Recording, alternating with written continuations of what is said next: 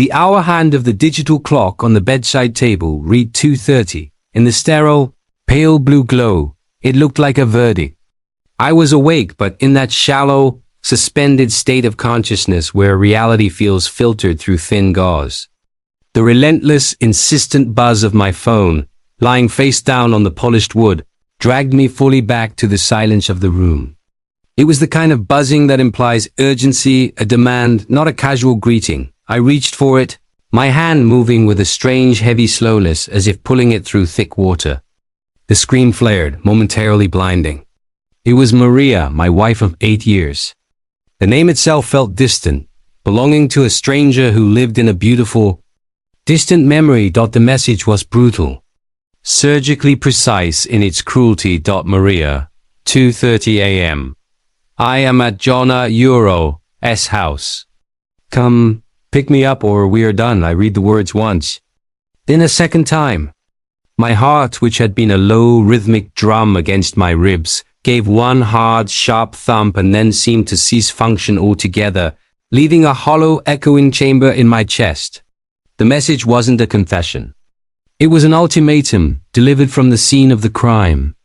She wasn't asking for forgiveness or even seeking closure. She was throwing the responsibility for her return onto me, demanding I rescue her from the choice she had just made. John Reynolds. My business associate, my golf buddy, the man whose pregnant wife, Sarah, had just sent us a photo of her ultrasound 2 days prior. The absurdity of it, the sheer monumental scale of the betrayal, wasn't funny. It was just a dull, agonizing ache. The air in the room, usually comforting, suddenly felt viscous and thick, suffocating me. For 8 years, I had held on to a thread. A fragile hope that the distance that had grown between Euro, the silence at the dinner table, the separate beds we had retreated to emotionally long before physically a Euro, was just a phase. A long winter of the soul we would eventually thaw out of. This single text message was the earthquake that proved the foundation had been gone for years. My fingers hovered over the keyboard. I felt nothing, only a profound crystalline clarity. The love, the anger, the pain of Euro, it all coalesced into one glacial thought: control. I had lost everything, but I would not lose my dignity, and I certainly would not run to be her savior. The text was short, final, and devoid of warmth. Me, 2:32 a.m. We are done. I pressed send. The moment the message registered as Euro delivered, Euro, a shiver ran through me. It was done. Just like that. 8 years reduced to a 4-word text exchange in the dead of night. I didn't Euro cry. I didn't shout. I simply lay back, staring at the ceiling, feeling the cold, silent truth settle over me like ash. But the clarity didn't Euro stop there. The ice that had formed around my heart was sharp, and it demanded action. My emotional Korea Euro, the part that loved Maria and only wanted her happiness Euro, was dead. What remained was a wounded, retaliatory instinct. If I was going down, I wasn't going down alone. And John, the smug, self-satisfied architect of this destruction, would feel the consequences. I reached for my phone again. My thumb finding the application Maria had enabled for me years ago, the family location tracker, a safety measure now transformed into a weapon. There was the familiar blue dot, stationary, nestled deep in the expensive suburb across town. Jonna Euro's house. I took a screenshot. The map, the exact street address, the timestamp Euro, irrefutable proof. I pulled up my contacts and found Sarah Reynolds. Sarah, who was due in 6 weeks, who was decorating the nursery with soft yellows and blues, who believed her husband was on an emergency late-night call at work, as he often was. My hands, which had been steady typing Euro, we are done, Euro, trembled slightly as I composed the message to Sarah. There was no introduction, no explanation. Just the screenshot of the map and a single line. Me, 2:36 a.m. I'm so sorry. Sarah, this is where your husband is. I sent it. My action was monstrous, I knew. A collateral strike aimed at John but hitting an innocent pregnant woman. Yet, in that moment of absolute coldness, I felt justified. Maria had delivered the death blow to our life. I had delivered the death blow to their comfortable illusion. It was an act of emotional nuclear warfare, guaranteeing mutually assured destruction. I finally closed my eyes, but sleep was impossible. The silence of the apartment was no longer comforting. It was screaming. The morning dawned gray and unforgiving. I didn't go to work. I sat in the living room, surrounded by the physical artifacts of our failed life here, a framed photo from our honeymoon in Positano, her collection of vintage literature on the built-in shelves, the plush, oversized sofa we had picked out together when the possibilities seemed endless. My mind, numb from the shock, finally began to rewind, searching for the moment the affair had started, searching for the fissure. But the fissure hadn't been a sudden crack. It had been a slow, insidious erosion, like water wearing down stone. I remembered Maria as she was 8 years ago, laughing, her hair a wild cascade of dark curls, her eyes luminous with a fierce, almost demanding joy. I euro, Udinil. Why euro, she euro, Dee said that night, sprawled across our tiny first apartment floor, surrounded by takeout containers and unpacked boxes. Why I don't euro? T want a perfect life. I want a messy, spectacular hours life. I euro, we had that once. We had spectacular. We had love that felt like a warm, inescapable gravity. We talked for hours, not about careers or finances, but about philosophy, dreams, the structure of clouds. We had a language of shared glances, private jokes, and a physical intimacy that was both passionate and profoundly comforting. But then, the spectacular faded, replaced by the relentless, grinding routine of success. I became obsessed with work, convinced that financial security was the ultimate expression of my love for her. I wanted to give her the world she deserved.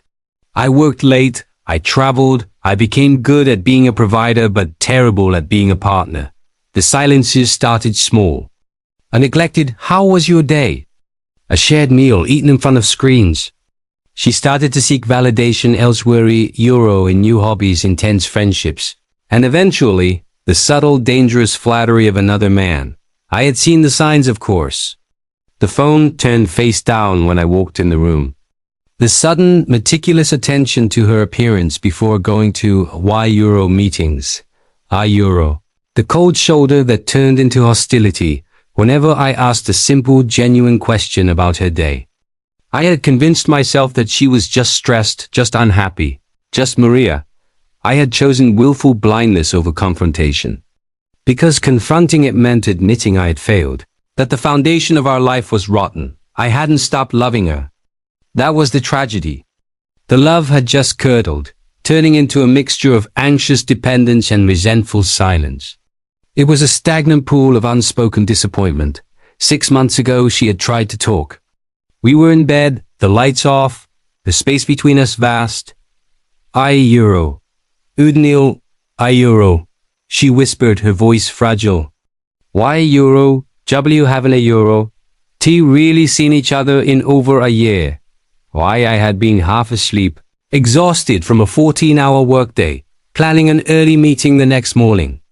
My response was dismissive, defensive. Why Nonsense, Maria. I see you every day. You know, I'm killing myself out here to make sure we resecure. Why are we talking about this at 11:30 at night? She sighed, a sound heavy with defeat, and turned her back to me. That was the moment. Not the 2:30 am text. That quiet sigh, that turning away, was when she truly left. John, or anyone else, was merely the vehicle for her physical departure. I realized now, sitting amidst the ruins, that I had handed her the map to his house the moment I prioritized my spreadsheet over her heart. The day dragged. I kept my phone close, expecting a torrent of abuse from John, a frantic, tearful call from Sarah, or a plea from Maria. The first communication came at noon. Not a call, but a brief, chilling text from John. 12:05 p.m. Re a piece of work, Daniel. Congratulations, you just blew up 4 lives. I hope you re happy. He didn't T deny it. He didn't T threaten me. His response was one of resigned disgust, and it hit me with unexpected force. 4 lives? Not just Maria Euro's and mine. Sarah and the unborn baby were now caught in the catastrophic debris field I had created. I should have felt triumphant. But the cold satisfaction from the night before was already leaching away, replaced by an uneasy nausea. Then 2 hours later, Maria called. Her number flashed on the screen. I almost ignored it, but the sound of the ringtone cut through the quiet like a scream. I answered, my voice flat. Ayuro? Hello, Maria? Ayuro? Her voice, usually melodic and strong, was broken, thin, and punctuated by ragged, uncontrolled gasps. She was crying hysterically, the kind of deep, chest-wrenching sobs that scrape the throat raw. It was the sound of true despair, and it instantly shattered the icy wall of self-control I had built. I felt a surge of pity, quickly followed by confusion and residual anger. Ayuro Udnil. Please, Ayuro, please, you have to help me. Why Euro, help you? You made your choice at 2:30 this morning, Maria. I accepted it. What precisely do you need me to do? Collect the rest of your things. Why Euro no? Please. I have nowhere to go. Euro. Outside a gas station on Route 5. I don't Euro. T have my wallet. John kicked me out. Why he kicked you out? Euro, I asked, a bitter laugh escaping my throat. Why Euro, of course he did. You were a convenient escape, not a commitment, Maria. What did you expect? Why Euro? Jew don't Euro. T understand. His wife Euro. Sarah Euro. Please share Euro. Say Euro. She started bleeding. She collapsed. John found your text, and when he saw me, he just snapped. He was screaming that I ruined everything, that his son was in danger. He threw my phone at me and told me to get out and never come back. Why I froze. The pit of my stomach dropped out entirely. She started bleeding. My cold, calculated act of revenge Euro, sending the location to a heavily pregnant woman Euro, had resulted in a medical crisis, potentially endangering a life that was entirely innocent. My breath hitched, a gasp of pure horror.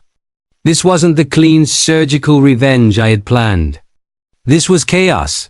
Euro, Udinil, Jana Euro, S wife is Euro, S being rushed to the hospital. He left me on the curb. He just drove away. I didn't Euro. T know what to do. I walked for hours. Please, Euro, I'm begging you. Just for one night. I have nothing. I'll leave first thing in the morning. Euro, the tears in her voice were contagious. A sharp, burning sting rose behind my own eyes. Not of sadness for the marriage, but of profound, gut-wrenching pity for the mess we had all become. And guilt for the collateral damage. Euro, where are you, Maria? Euro, I whispered, the anger completely gone. Leaving only exhaustion and dread, I found her leaning against the brick wall of a roadside mini-mart, clutching a thin jacket around herself. Her beautiful curls were matted, her face streaked with dirt and tears, and her eyes were empty, the fierce joy I remembered from our early days utterly extinguished. She looked small, defeated, broken. I didn't say anything as she slid into the passenger seat of my car. The silence was heavier than any argument we had ever had. It was the silence of two people who had destroyed their worlds side by side. I drove her to a cheap motel 15 minutes away. I booked a room under my own name, paid in cash, and handed her the key. Why Euro, Gia Euro? I'll buy you a few days. Why Euro, I said, looking straight ahead at the parking lot Euro, cracked asphalt. Why Euro? You call a friend. Call your sister. Get your bearings. Don't call me. This is the last thing I can do. Euro, I drove away without looking back. That was the moment I saw the first tear fall, hot and unexpected, onto my hand gripping the steering wheel. It wasn't for her or for me, but for the beautiful, spectacular life we had suffocated with our neglect and killed with my vengeance. The days that followed were a blur of cold transactions. I contacted a lawyer. Maria signed the separation papers without contest. The divorce was fast, silent, and amicable in the legal sense. Though emotionally devastating, I heard snippets of news through the business circuit.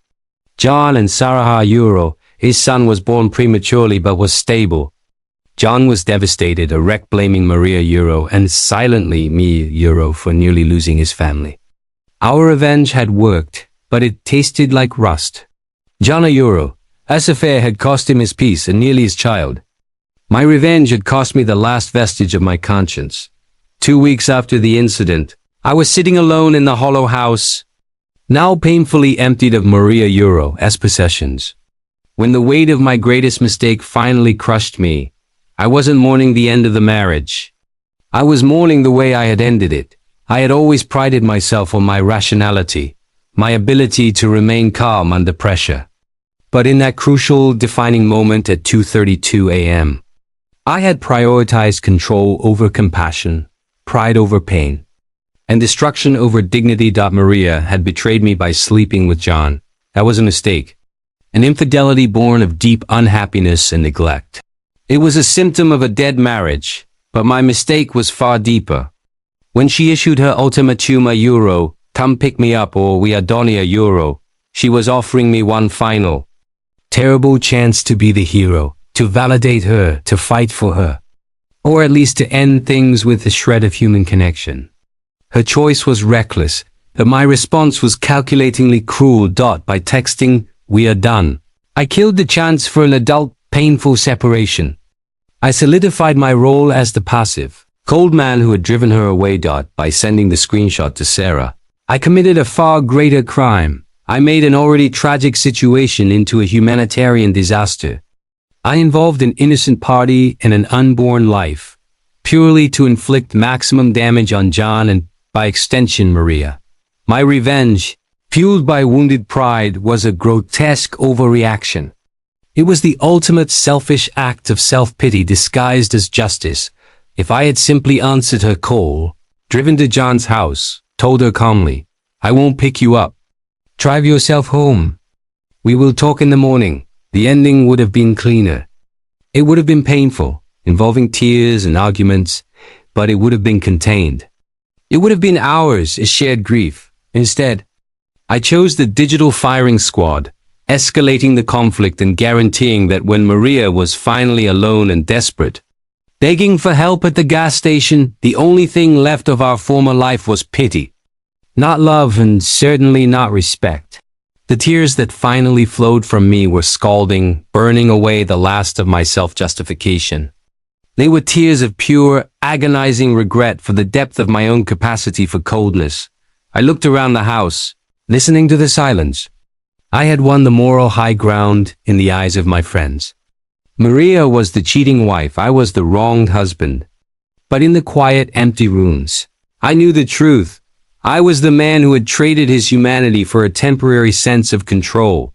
I wanted to call her, to tell her I was sorry, not for the divorce but for the collateral damage, for my vengeance, for being such a poor partner that she had sought refuge in such a hollow affair. I wanted to apologize to John for endangering his family, even though he was the guilty party. I wanted to tell Sarah how deeply sorry I was for the terror I had inflicted. But it was over. The finality was absolute, a clean, sharp severance. Maria was gone, establishing a new, tenuous life elsewhere. John was locked down, focused only on recovery and his premature son.